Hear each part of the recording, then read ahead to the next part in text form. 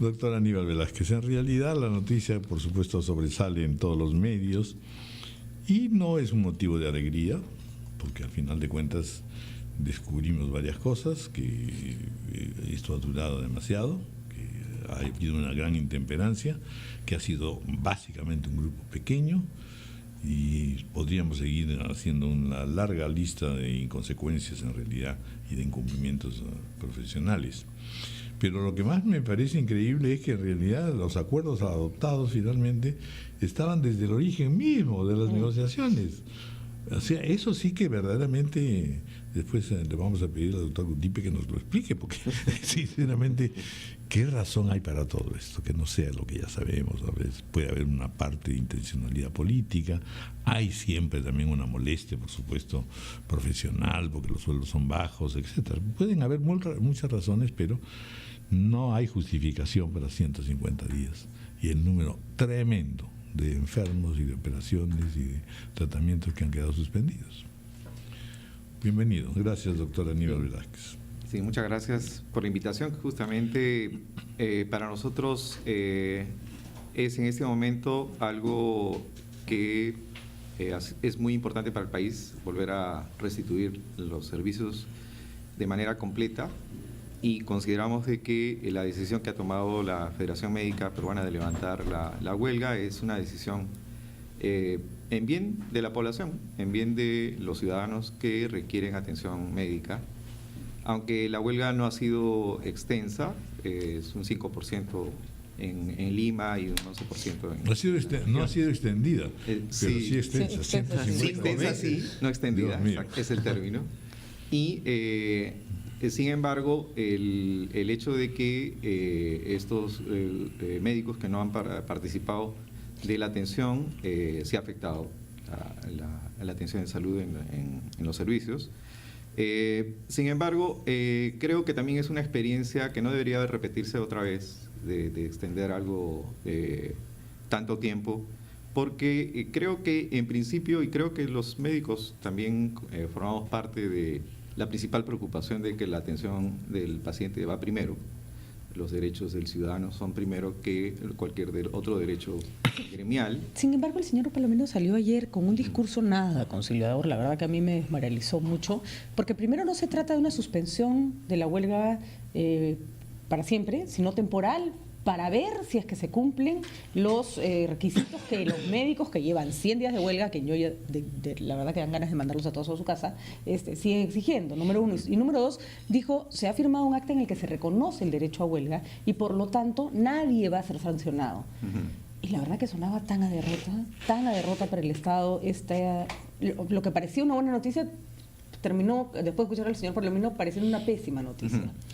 Pero realmente si uno ve los acuerdos, como bien decía don Raúl, son acuerdos que están dentro de la línea de la política actual del sector y dentro de la implementación de la reforma, porque lo que se ha planteado siempre fue de que no se podía modificar las decisiones relacionadas a la reforma porque era una reforma que estaba orientada a tener más salud, por lo tanto no se podía cambiar la política por una cuestión, digamos, de un gremio que efectivamente estaba además contemplado las mejoras salariales dentro de esta reforma, pero dentro de una política de meritocracia y de poder tener mejores resultados. Entonces, no es que se está diciendo que no, sino que hay una política decidida a poder mejorar. Y lo interesante es que se han mejorado las condiciones salariales, especialmente en las zonas donde antes no se beneficiaban, que son las zonas de primer nivel de atención, de las zonas que están en riesgo, en frontera, en zonas rurales. Entonces, son los que más se han beneficiado con esto y, lógicamente, al ser mayor la cantidad de médicos, el costo de poder atender estos incrementos salariales es mayor porque se benefician muchos más médicos y son la mayoría cantidad de médicos que se están beneficiando. Y en ese sentido, consideramos de que es una política más bien equitativa porque se está dando la opción de que médicos que están en zonas de primer nivel de atención puedan recibir mayores incrementos que en ese momento los que antes tenían mejores ingresos en los hospitales, ¿no? Por ejemplo, entre los principales acuerdos hay uno que dice formación de un grupo de trabajo con el propósito de analizar la restitución de los artículos derogados o modificados de la Ley de Trabajo Médico y formular el nuevo un proyecto de ley correspondiente. ¿A qué se hace referencia allí? ¿Qué es lo que fueron artículos derogados? Claro, básicamente que afectaban a los intereses sindicales, me imagino, no sé. Sí, básicamente está relacionado a las horas dedicadas a la atención médica y que lo que interesa es que el trabajo médico siga siendo considerado un servicio que había una ganancia de tener 6 horas de trabajo médico para que se le reconozca como 6 horas de trabajo médico, digamos, al día, para que se mantengan ese tipo de logros que habían tenido previamente el gremio, ¿no? Sí, bueno, naturalmente su papel como viceministro tiene que ser tranquilizarnos a todos después de ese acuerdo, pero como ya lo hemos expresado, en realidad seguramente todo el país está preocupado de decir cómo vamos a encontrar algunas fórmulas de cambio, pero que a su vez sean respetadas, porque al final de cuentas, mire, aquí hay una cosa pues interesantísima, ¿no? Para que tomar, igual que pasaba con las universidades, tomar una dimensión del problema que viene, porque junto con todo esto, en realidad el Ministerio está propugnando también una alianza público-privada, y se habla de una inversión impresionante, ¿no es cierto? 3.500 millones, construcción y equipación de 206 hospitales. La primera cosa que dice la ministra es no subirán los precios de los servicios de salud. Y también dice, por supuesto, negó que se busque privatizar los servicios de salud. O sea, hay una dimensión mucho más vasta de deficiencias y de necesidades de cambio. Así es. ¿En cuánto de esto es interpretado o se tiene que hacer campaña para que los médicos, las enfermeras, los servidores interioricen pues que se necesitan no solo ventajas para ellos, sino en general preocuparnos por la salud en el país? Exactamente. El hecho de que se dice en algún momento de que esta reforma es privatizadora, está muy lejos de ser real, ¿no? Eso no es cierto. Porque al contrario, si uno ve, lo que se está es fortaleciendo los servicios públicos fuertemente. La mayor cantidad del presupuesto es para mejorar la infraestructura, mejorar el equipamiento, y por lo tanto en ningún momento tiene ese tinte privatizado. Simplemente en algunos casos parte de los recursos es poder de manera complementaria hacer participar al sector privado, pero no para la gestión, no para la atención médica en sí, sino para servicios complementarios. Y de algunos establecimientos de salud, los más grandes. Pero principalmente la gran reforma está justamente en fortalecer la atención primaria de salud, de poder acercar servicios especializados a la población que antes no tenía, como ahora estamos viendo el tema de salud mental, y eso es lo que estamos en este día promoviendo.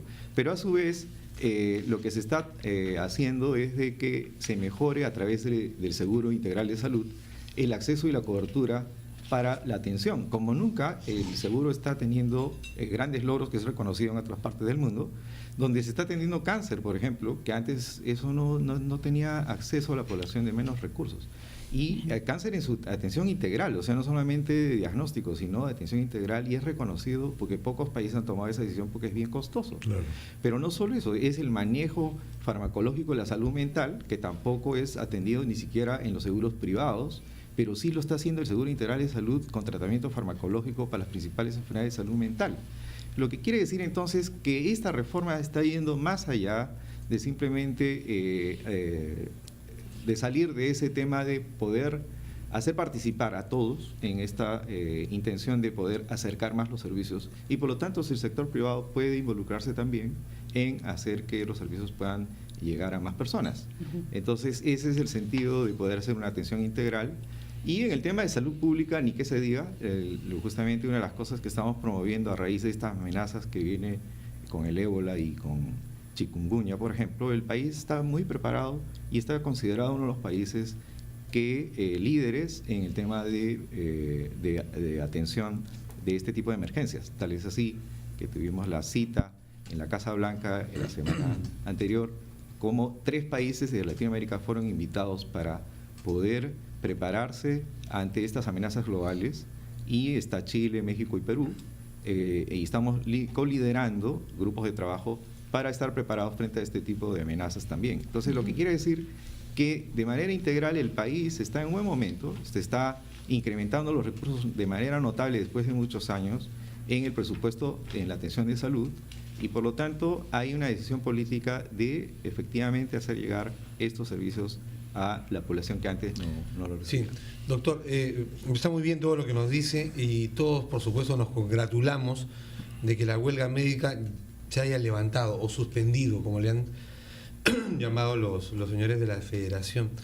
Pero lo que nos cuesta entender y aceptar es que una de las condiciones aceptadas, tengo entendido, por el Ministerio para precisamente el acta final haya sido olvidar que esos médicos dejaron de atender a sus pacientes 5 meses y no se les vaya a descontar un sol. Es más, sobre todo aquellos que, burlando a sus pacientes y a la autoridad, marcaban tarjeta pero no trabajaban. ¿Eso es así?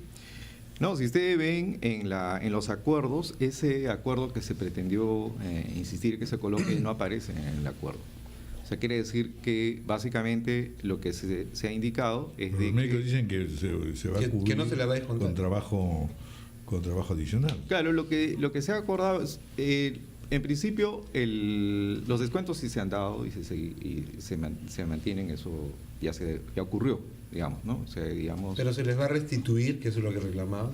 Claro, no, en principio no, porque normativamente no se puede. O sea, quiere decir que, existen normas que no se pueden... Porque eso de lo vamos a recuperar con trabajos extras, usted sabe que no va a ocurrir.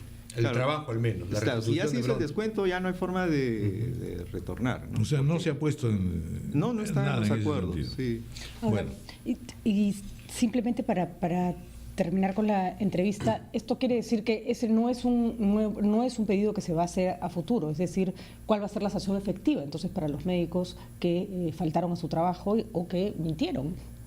Claro, esos procesos en el sector público son procesos que si ya comenzaron, esos continúan, pues no pueden detenerse. O sea, se tiene que respetar lo que está normado, digamos, ¿no? Entonces, en el marco de la norma, eso se continúa, digamos, pero no puede utilizarse esa norma para intenciones de represalia ni nada. O sea, simplemente claro, por supuesto. Simplemente se hace lo que está escrito en la norma, y eso lo que dice la norma. Nosotros tenemos que hacer que se cumpla, nada más. Bueno, vamos a saludar también la presencia del doctor Yuri Cutipe. Día mundial la celebración. Sí, es el Día Internacional de la Salud Internacional de la Salud Mental. Supongo que las cifras y las estadísticas no nos son muy favorables. Ahí se podría decir que hay un contraste, porque en verdad en los años anteriores a toda esta situación económica bonancible, el pesimismo era mayor, porque la gente además no podía consumir una serie de cosas, ¿no? Entonces hemos pasado una situación consumista más o menos eufórica en algunos casos, pero entusiasta, y sin duda que alivia mucho la salud mental. Pero al mismo tiempo, tanto de inseguridad ciudadana como violencia, como narcotráfico, delincuencia, han creado nuevamente una situación que la vivimos en toda América Latina, con sus más y sus menos, pero que en el caso peruano la tendencia es también a crecer y copiar estilos. De modo que no sé, ¿estamos sanos? ¿Cuán sanos estamos? Estamos tan sanos y tan complicados como muchos países del mundo. Es cierto, como usted dice, la bonanza económica, especialmente en la capital, en Lima, ha tenido repercusiones en la disminución de la frecuencia en la población de determinadas enfermedades mentales, especialmente los trastornos de ansiedad, ¿no? Sin embargo, aun cuando han disminuido las prevalencias, cuando nosotros proyectamos esta prevalencia, calculamos cuánta población está afectada, encontramos que sí, pues hay un enorme volumen poblacional que está afectado. Se calcula que, por ejemplo, para hablar de depresión, que es la enfermedad más frecuente, aproximadamente 1.700.000 personas en el país anualmente, en cada año, enferman con esta condición y requieren servicios, y obviamente al estar en esta condición afectan inclusive la productividad del país en términos de inclusive de regularidad a la asistencia a los trabajos o regularidad en seguir sus programas de formación educativa o académica, ¿no? En Oriente el aspecto emocional, el aspecto afectivo, el aspecto psicológico, por decirlo de alguna manera, no se desliga del aspecto físico. En Occidente hemos hecho esta división como uno puede estar enfermo del cuerpo o puede estar enfermo del alma, digamos. Sí. Y en realidad casi todas las enfermedades, digamos, corporales tienen un origen en algún tipo de sentimiento, en algún tipo de estrés, en algún tipo de... Eso por lo menos es una corriente de medicina mucho más integral que se da en otras culturas. Esto lleva a una cosa bastante compleja. Los seguros, por ejemplo, no cubren tratamientos de salud mental, como si fuera, no sé, pues una exquisitez, ¿no? Deprimirse. ¿Cómo hacemos para comprender que es parte, no solo fundamental, sino sustancial de la salud del ser humano, estar bien en términos emocionales? Sí, efectivamente así pasa, y sin ir muy lejos, en el Perú nuestras culturas originarias consideraban el cuidado de la salud de esta manera integral. Los curanderos no solamente se fijaban en la fractura, sino en realidad en cómo se sentía o cómo estaba la persona para poder ayudar. Empezando por los filtros de amor tan positivos. Sí, no, y además muchas veces cuando llega un paciente enfermo dicen, no, es que le ha dado un susto, ¿no? Es decir, entienden que la enfermedad física proviene de alguna alteración emocional. Así ¿no? es. Sin embargo, en el occidente no ha sido así, ¿no? La medicina, la tradición de la ciencia médica o de la ciencia en general ha hecho que desliguemos lo mental de lo físico, ¿no? Y de lo relacional, ¿no? Entonces, como que fueran mundos aparte en una misma persona. Y esto ha impregnado los sistemas de salud en el mundo, ¿no? Entonces, inclusive si nosotros vemos los símbolos de la propia Organización Mundial de la Salud, vemos que están muy fijados en la salud física y no en la salud mental o relacional. Obviamente en un país como el nuestro esto se expresa a través de un sistema de salud que históricamente ha sido construido solo para atender la salud física. De modo que vemos que actualmente nuestro sistema tiene una capacidad muy pequeña de responder a las necesidades tanto de recuperación de la salud mental como también de la prevención de los problemas de salud mental. Y a veces también como mucha dificultad para tratar de entender qué es lo que pasa, ¿no? Yo, por ejemplo, me impresiona mucho la cantidad de niños diagnosticados en los colegios con déficit de desorden de atención. Y uno dice, no se puede ser pues que en una generación de pronto los chicos ya no saben prestar atención. O se está evaluando de una manera que de pronto los sataniza a los niños, o de pronto los niños están expuestos a cosas que los de antes no estaban expuestos, que los está distrayendo más de la cuenta. Y simplemente se les larga una pastilla a los que se les larga y ya está, ¿no? No hay como, a mí hay un poco de pena, porque no hay como una necesidad de comprender qué hay detrás, ¿no? Claro, y esto tiene que ver con cómo está diseñada la escasa respuesta que tenemos desde inclusive el sistema de salud para la salud mental. El país, como muchos países, tiene un sistema de atención de salud mental muy centrado en el aspecto psiquiátrico, psicológico, ¿no? Sin una visión psicosocial, ¿no? De utilizar los recursos que hay en el medio donde vive la persona, y este es el ejemplo de los problemas de los niños que tienen algún problema de conducta, ¿no? Y que pueden ser catalogados inclusive como que portadores del TDAH. El contexto también suele ser pues atemorizante y por lo tanto afecta a la persona, ¿no es cierto? Yo conozco casos y quejas permanentemente, sobre todo de niñas o estudiantes o jóvenes que son hostigadas por el taxista, por el medio de transporte, por el vendedor, por el tipo que las cree que las está siriando. Bueno, todo eso va creando una situación de incomodidad y de inseguridad muy fuerte, ¿no? Y de estrés, de estrés, ¿no? Crónico. De estrés, exacto. Y de sensación de que nada se puede hacer, es muy poco lo que puede hacer. Así es, de desprotección, ¿no? De vulnerabilidad, ¿no? Que finalmente... Todo eso, ¿cómo lo aborda, por ejemplo, un sistema de salud? Un sistema de salud integral, debidamente desarrollado, tiene justamente respuestas, ¿no? Para este tipo inclusive de problemas de salud que implican tener en cada territorio, para cada colectividad o para grupo poblacional, equipos de salud mental que puedan responder no solamente a las personas que ya tienen un problema o una patología, sino que puedan movilizar a la comunidad para poder de alguna manera organizarse o impulsar los procesos de organización para generar mayores posibilidades de sentirse seguros en cada espacio, ¿no? Claro, por ejemplo, eso, desgraciadamente, en el país por ejemplo, no hemos desarrollado. No hay sistemas de prevención para hijos de madres o padres depresivos, que no es que sea hereditaria la depresión, pero si te cría una persona que está con depresión, probablemente genere un entorno en que tú desarrolles más o menos los mismos problemas, ¿no? Así es. Así es. Y mientras tengamos en el país solamente respuestas con centros psiquiátricos, ¿no? Y acá es como el último bastión, ¿no? Claro, ¿no?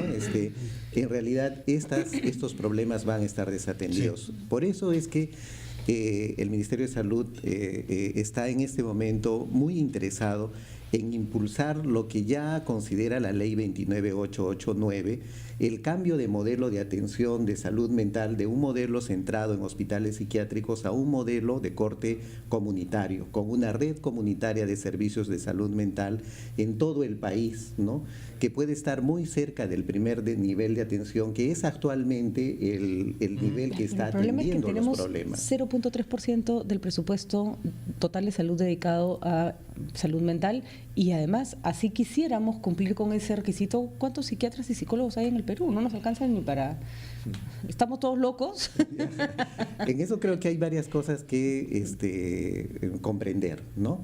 En realidad no es el 0.3, es el 1.5, que tampoco es una gran cifra, ¿no? Bueno. Es algo que se mantiene. Pero celebramos que sea por lo menos 1.5. Ninguna de las dos es para enloquecer de alegría, digamos. Pero me alegro de haberme quedado con la cifra anterior y que haya mejorado. Viceministro, más bien quería consultarle sobre una inquietud que nos alcanzan a nosotros aquí en RPP los pacientes con hepatitis B.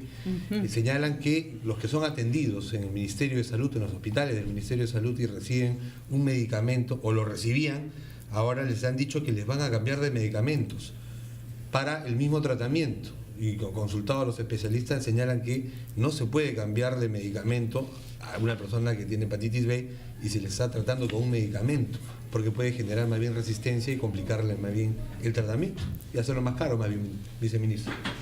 Sí, básicamente lo que se está haciendo es, para pacientes nuevos, es que se puede hacer un nuevo tratamiento, pero los pacientes que han estado recibiendo el tratamiento deberían continuar. Pero está dentro del protocolo. ¿Por qué el cambio, viceministro? Para los nuevos, un nuevo tratamiento, obviamente para no romper, digamos, Claro, lo que pasa es que las decisiones que se toman son basadas en evidencias, entonces lo que se está haciendo es mejorar la atención en función de las necesidades que van teniendo los pacientes. Claro. Eso es, y que no se preocupen, que nosotros estamos vigilando que ya tienen un reciban tratamiento, no se les va a cambiar. Que reciban el tratamiento que requieren. Ya que estamos en este momento de peticiones, queremos saber, en fin, las acciones de prevención frente al ébola, ya se han anunciado, pero conviene de todas maneras, sobre todo a la luz de lo que se ha producido en España, que efectivamente es una movilización colectiva impresionante, que lleva a preguntarse incluso no solo si debieron o no ser trasladados los dos misioneros españoles que son del origen aparente de esta extensión, sino una discusión sobre, había un perro entre la que está enferma ahora y también quieren liquidar el perro, y entonces ya lo mataron, pero nadie ha hecho realmente que nos dice hasta qué punto psiquiátricamente la cosa vuela, ¿no? Claro, el mundo está más preocupado por el perro que por los 3.000 muertos del ébola anterior, ¿no? Igual nos pasó con el SIDA, ¿no es cierto? Igual hay momentos en que esto revive en el género humano desde los inicios, pues, ¿no? Que es la peste, en realidad. En un momento apocalíptico, pues, ¿no? Sí. Parece que nos vamos a morir todos. Ahora, hay un caso ya de sospecha de ébola en Brasil. O sea, que lo tenemos aquí, respirándonos en la oreja. Es verdad. Bueno, usted es optimista, ministro, cuando dice que estamos preparados para el ébola. Yo solo me acuerdo del cólera y me ponen los pelos de punta. Lo que pasa es que, de todas maneras, nosotros tenemos que iniciar la preparación. Van a comprar, dicen, equipos, ¿no? Aislantes. Sí, ya lo hemos comprado, estamos esperando que vayan llegando. El ébola va un poco más justo rápido. Hoy estamos publicando el plan de preparación para un caso posible o epidemia posible en el Perú de ébola. Ha salido una resolución ministerial hoy, donde estamos ya publicando el plan, para que de manera formal se establezca qué acciones se tienen que hacer en los servicios, tanto para la detección y la vigilancia para el diagnóstico y para el aislamiento en el caso de que pueda llegar. En este momento, ayer hicimos una conferencia de prensa en el Instituto Nacional de Salud, donde justamente se mostró que ya está el país preparado para hacer un diagnóstico de ébola, un diagnóstico confirmatorio con biología molecular, en uno de los mejores laboratorios que tiene el país de bioseguridad 3. ¿Qué significa? Que se puede manejar agentes tan peligrosos como el ébola para evitar que se pueda propagar a partir de ese espacio, ni tampoco se puedan contaminar el personal que trabaja con el diagnóstico. Y yo como tema de fondo le toso encima. Para que Bueno, yo iba a preguntar, por ejemplo, el ébola se transmite así. Es por contacto, Raúl sí. está a punto de Así. ponerme en cuarentena, se sigo tosiendo. Desde mañana todos encapsulados. Entonces, justamente el país se está preparando y ahora lo que viene es poner simulacros, porque básicamente son medidas de bioseguridad, de aislamiento. Entonces, Pero, ¿qué escenarios estamos previendo? ¿El aeropuerto? varios. Sí, Porque varios. mire que, o sea, eso es Claro. lo formal. Lo que se Porque- esperaba era por el aeropuerto en Porque Estados lo Unidos. informal, Claro. en realidad, lo informal viene por esas migraciones así de es. africanos que buscando llegar a Brasil, por ejemplo, entran por Exactamente. Ecuador, atraviesan el Perú y por Puerto Maldonado ingresan a Brasil. Acaban de Exactamente. colarse Ah. como 15 adolescentes que venían de Colombia que nadie se enteró que estaban acá. Yo me imagino, Sí. nuestras fronteras son una coladera, Sí, sí. ¿no? Pues son amplísimas además, ¿no? Entonces, el plan es que debe haber mecanismos de vigilancia y detección. Por lo tanto, las alertas significa que se deben identificar, avisar a la población, porque eso es importante, que se sospeche de que pueda haber un caso de alguien que ha llegado de África y que lo primero que hay que pensar si tiene fiebre es que pueda haber tenido Puede haber. contacto. Entonces, esa alerta es la que estamos trabajando ahora.